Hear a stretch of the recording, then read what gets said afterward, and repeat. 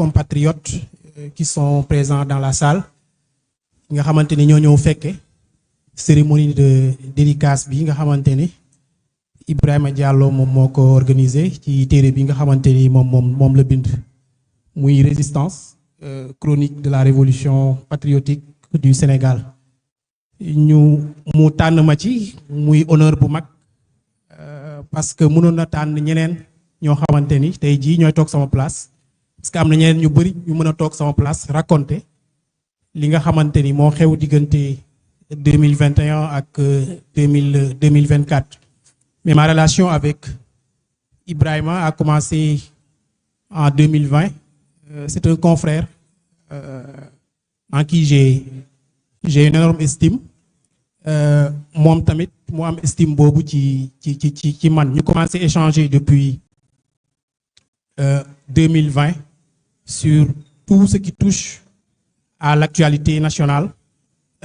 Mu doon ko engagé ñëpp xam nañ ko ci métier bi nga xamante ni moom lay def muy métier journalisme su fekkee da nga far ci benn côté engagé léeg-léeg tem yenn confrères yi dañ lay catégoriser man loolu moom mosuma dal ci sama diggante ak moom yàlla def na loolu mu doon koo xamante ni on avait un lien étroit nga xamante ni sénégalais yi ñi ngi dund li ñuy dund diggante 2021 ak 2024 bokk na ci les rares personnes yoo xamante ni ñoom laa doon échanger à chaque fois moom tamit saa yu demoon ba jaaxle mën naa ni je fais partie des rares personnes yu mu doon contacter pour laaj ma ci xew-xew fu réew mi toll moi aussi de même. Donc c'est important aujourd'hui su bindee téere bu mel nii tuddee ko résistance chronique de la révolution patriotique tànn ma bokk boole ma ci panélistes yi war a teew fii waxtaanee li fi xewoon mu doon honneur bu mag ci mam thème bi nga xamante ne nag mooy thème panel bi mooy la communication surtout en période de résistance.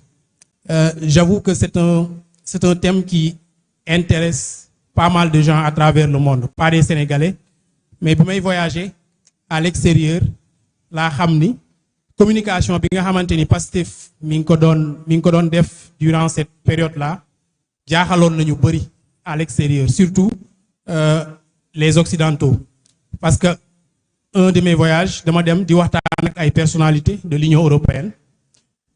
Ils m'ont posé la question à savoir est-ce que réellement cette communication-là sur les réseaux sociaux et sur les médias de la part des responsables et des militants de Pastef, est-ce que c'est quelque chose de coordonné, d'organisé, parce qu'on n'a jamais vu ça.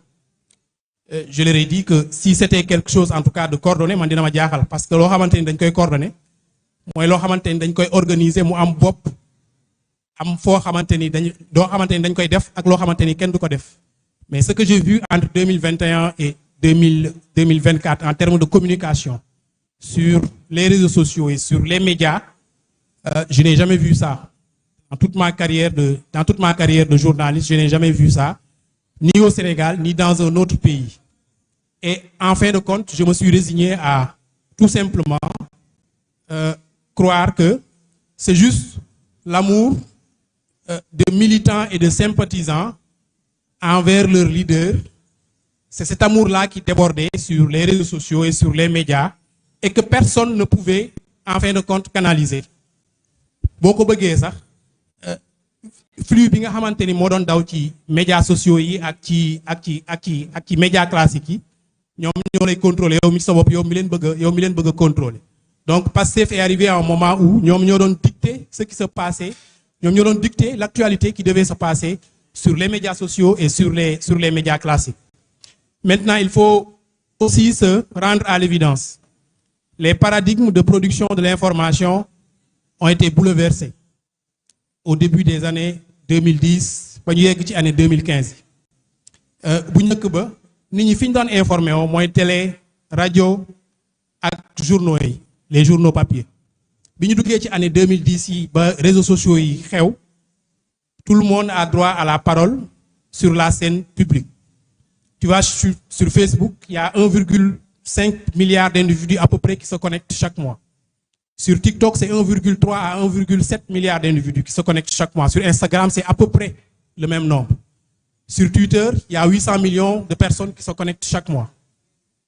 Soo amee message tey jii booy jàllale nga bëgg a contourner ces nouveaux médias là ce message du mos a jàll. Nit ñi fi ñu nekk foofu nga leen di fekk pour wax ak ñoom boo bëggee ce message jàll. Et je pense que c'est ce que Pastef a réussi entre 2021 et 2024. Vous savez, au Sénégal, comme dans tous les pays, pouvoir peuple moo ko yor peuple bi daf koy délégué ci forme bi nga xamante ni noonu la ñuy organiser état dañ ni pouvoir exécutif moo am pouvoir législatif ak pouvoir judiciaire. Il s'est trouvé que ces trois pouvoirs là ont été neutralisés entre 2021 et 2024. benn pouvoir ci ñett yooyu joué wul woon son rôle mën naa ne. Le quatrième pouvoir qui n'est pas un pouvoir institutionnel qui est la presse aussi. Une grande partie, comme je l'ai souvent dit, a participé à la mise à mort de la démocratie entre 2021 et 2024. Une grande partie de la presse. Mais ce que ces trois démembrements de l'État ont oublié, c'était le cinquième pouvoir. Et que je pense que le cinquième pouvoir, moom la Pastef récupéré, maîtrisé ko, ba mu mujjee porter la révolution que Pastef a réussi, ba mu am cette alternance pacifique, du ma ne alternance démocratique, en mars 2024. De mon alternance démocratique, je m'explique parce que je l'ai dit et je le dis dans les médias, il n'y a pas eu d'élection démocratique en 2024 au Sénégal. Il n'y en a pas eu. La Constitution, le Conseil constitutionnel ne l'a pas permis, la justice ne l'a pas permis et l'Assemblée nationale, le pouvoir législatif ne l'a pas permis. En 2024, il y aurait une élection démocratique si Ousmane Sonko avait participé à cette élection parce que c'était le chef de l'opposition et c'était l'homme le plus représentatif, en tout cas populairement, au Sénégal. Du moment où on a fait cette élection-là en le disqualifiant, on ne pouvait pas qualifier cette élection-là d'élection démocratique. Maintenant, il y a eu une alternance. Tout le monde s'est battu, chacun dans le domaine qui lui était réservé, pour qu'il y ait une alternance pacifique. Même le mot pacifique est relatif, parce qu'avant cette alternance, il y a eu plus de 80 morts.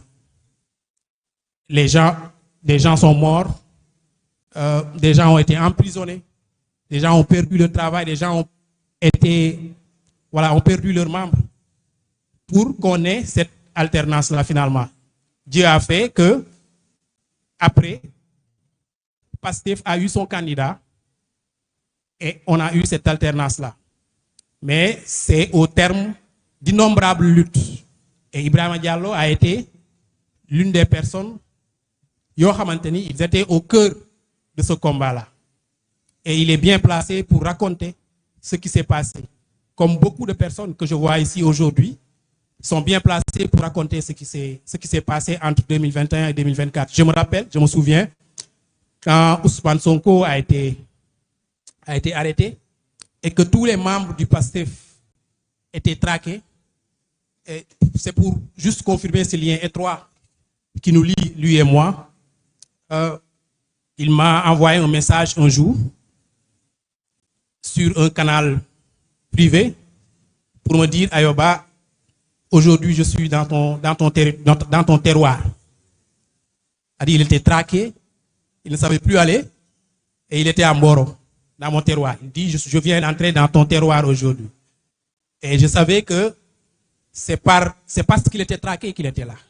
Parce qu'à ce moment-là, tout le monde était arrêté à Pastef. Il n'y avait plus aucun responsable de libre. Li ma ko tontu mooy ne crains rien, fii yàlla rek moo fi nekk. Yàlla rek moo fi nekk. Et man loolu laa mos a gëm.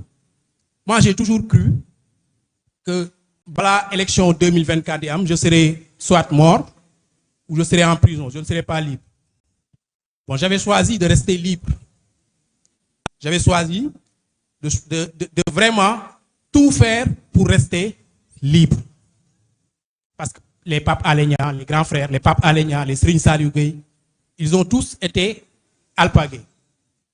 Donc, à un moment donné, il fallait une voix qui soit au milieu pour raconter ce qui se passait.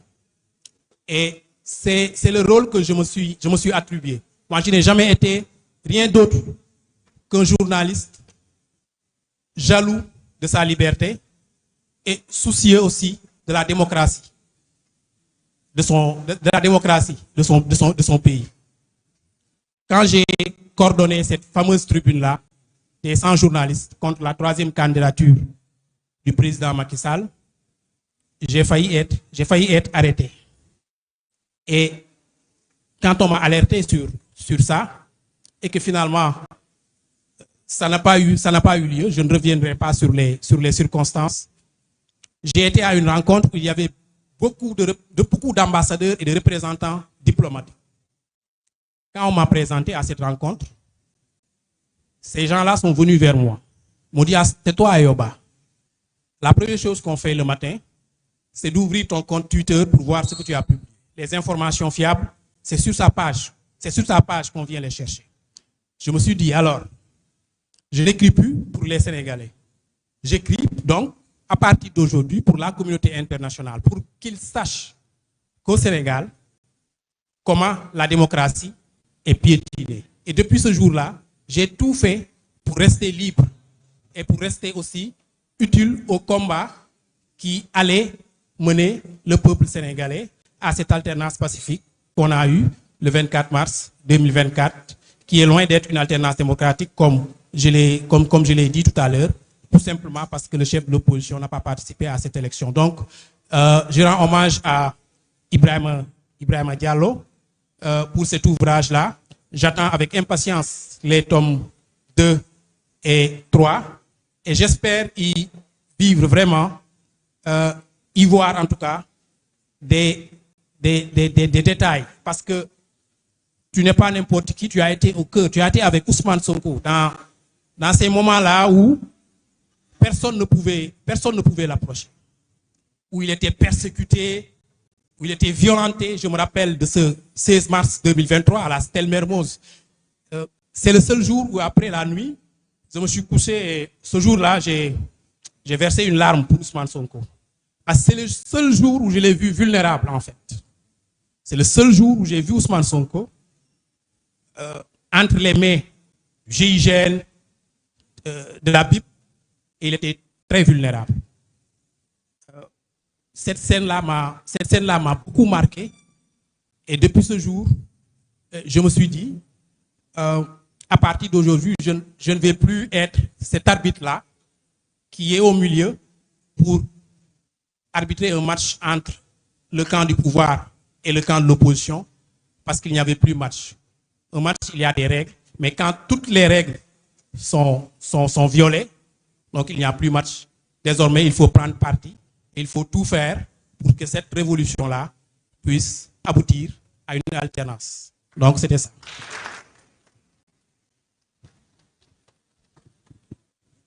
Merci beaucoup, Ayoba. Pour revenir ci li nga xamantene Lamine Niang mu koy wax tout à l'heure, muy l'excellent travail qui a été fait en back office bi nga xamantene ñoo ngi nekkoon ci combat bi. Beaucoup de gens disent, et Lamine l'a répété tout à l'heure pour synthétiser ñoom ñaar li ñu wax rek, que oui, c'était spontané, mais que en réalité c'était pas vraiment organisé, parce que les gens s'interrogent, les gens se posent des questions. Mais l'option d'organisation qui a été prise